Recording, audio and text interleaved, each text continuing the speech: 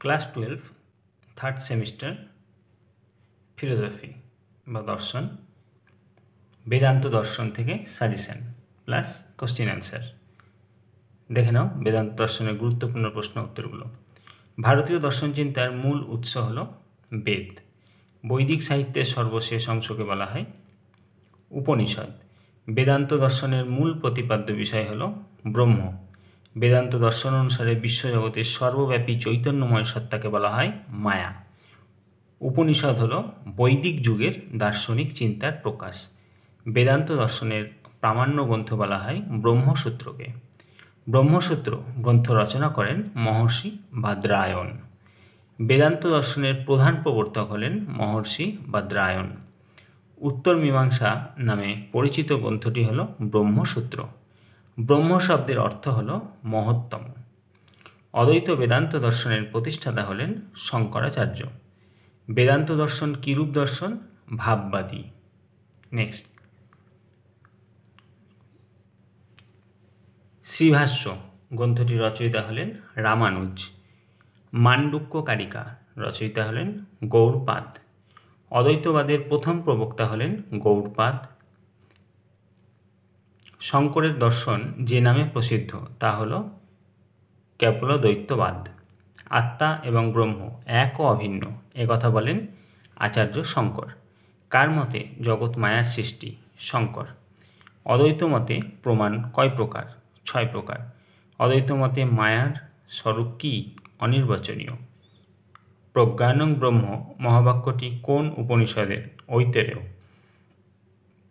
অহং ব্রহ্মাস্মি মহাবাক্যটি কোন উপনিষদের? বৃহদারণ্যক। শঙ্করের মতে জগতের স্বরূপ কি? মিথ্যা। শঙ্করের মতে মায়া কার শক্তি বিশেষ? নির্গুণ ব্রহ্মের। নেক্সট, বেদান্ত শব্দের অর্থ কি?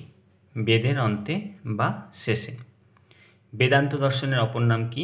উত্তর মীমাংসা। শঙ্করাচার্যের মতে অবিদ্যার দ্বারা সৃষ্টি হয় কোন জগৎ? ব্যবহারিক জগৎ। শঙ্করাচার্যের মতে তম শব্দের দ্বারা নির্দেশ করা হয়েছে জীবাত্মাকে। সগুণ ব্রহ্মের অপর নাম ঈশ্বর। ব্রহ্মের তটস্থ লক্ষণে বলা হয় ব্রহ্ম হল জগতের স্রষ্টা। পারমার্থিক দৃষ্টিভঙ্গিতে সগুণ ব্রহ্মই ঈশ্বর। ব্রহ্ম সমান আত্মা সমান চৈতন্য একথা বলা হয় অদ্বৈতবাদে। ব্রহ্ম সত্য জগৎ মিথ্যা এবং জীবই ব্রহ্ম একথা কে বলেছেন? শঙ্করাচার্য। জগৎ ও জীব ব্রহ্মের পরিণাম না, বরং ব্রহ্মের বিবর্ত। কোন মতে একথা বলা হয়েছে? অদ্বৈতবাদ। নেক্সট,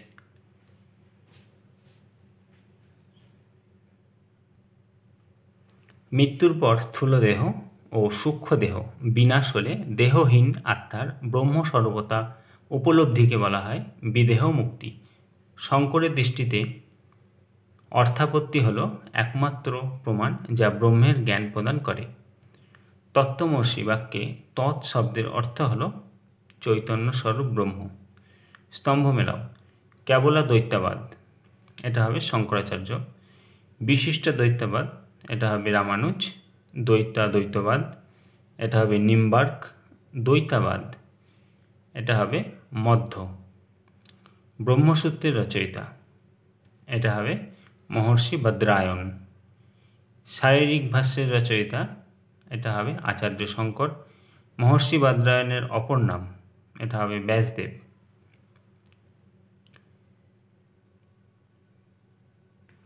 নেক্সট, শিক্ষার্থীর চিন্তা কোন ধরনের বেদান্ত দর্শনের সঙ্গে মেলে?